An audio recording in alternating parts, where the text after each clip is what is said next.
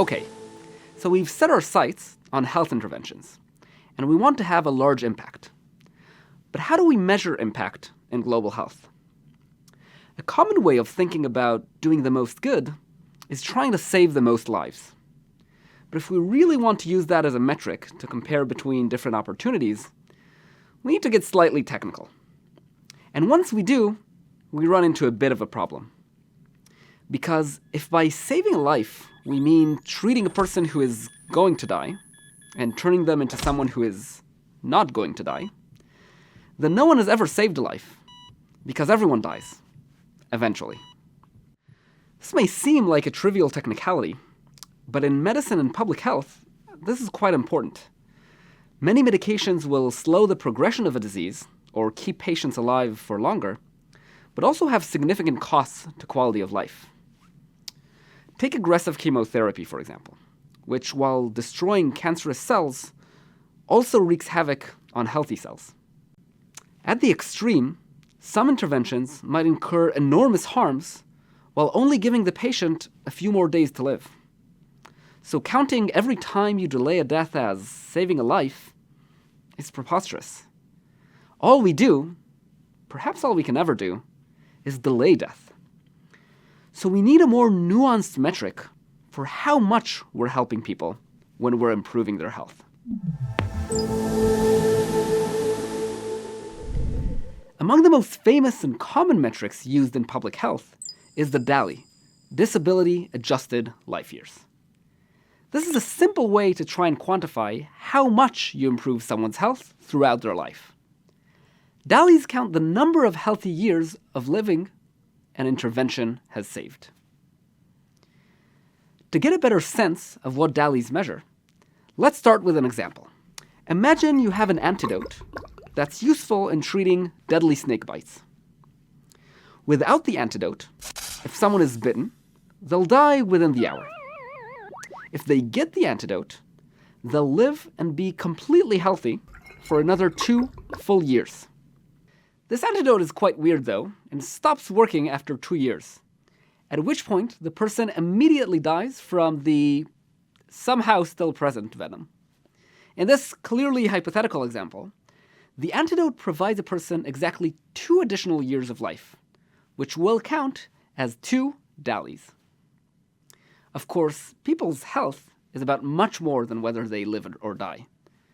People can be alive but disabled or in pain or otherwise harmed, which is an important consideration worth caring about and addressing. And if we care about something, we should measure and evaluate it. Otherwise, it's easy for it to be forgotten, as we or others optimize for the things that we do evaluate. Luckily, DALYs take into account not just how long we live, but also how healthy we are.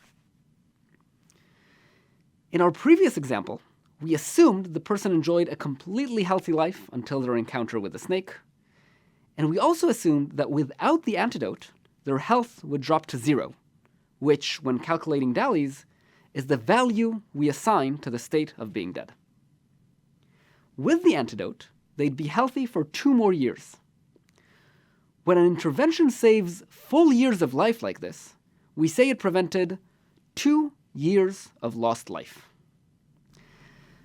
Now let's look at a different example. Imagine that being blind meant losing about 1/5 of the full value of your health and life.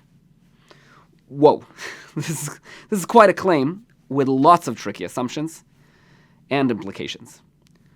We'll come back to it in a moment, but for now, let's just assume it's true for the sake of the example. If this were true, then a person who was born blind and lived until the age of 75 would have gained about 14 DALYs had he received at birth a treatment that restored his eyesight. Note that this surgery doesn't extend someone's life at all, but provides them with 75 years of about 0.2 additional DALYs per year. In DALY terminology, when we improve people's health throughout their life rather than delay their death, we say we prevented years of healthy life lost due to disability. In our case, 14 YLDs. In the real world, things are usually more complex than that. If we track the progression of a more realistic disease, we can see that most health interventions don't only improve your quality of life or extend your life, but affect your health in multiple complex ways. Therefore, in practice, the total number of DALYs an intervention saves will be the sum of both the number of extra years of life provided and the portions of health improved, as you can see in this example.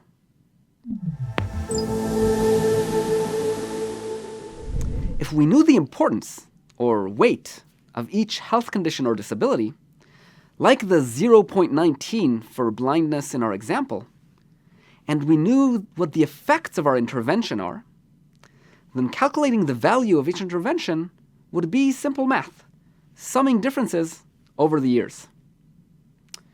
So where does this 0.19 number really come from?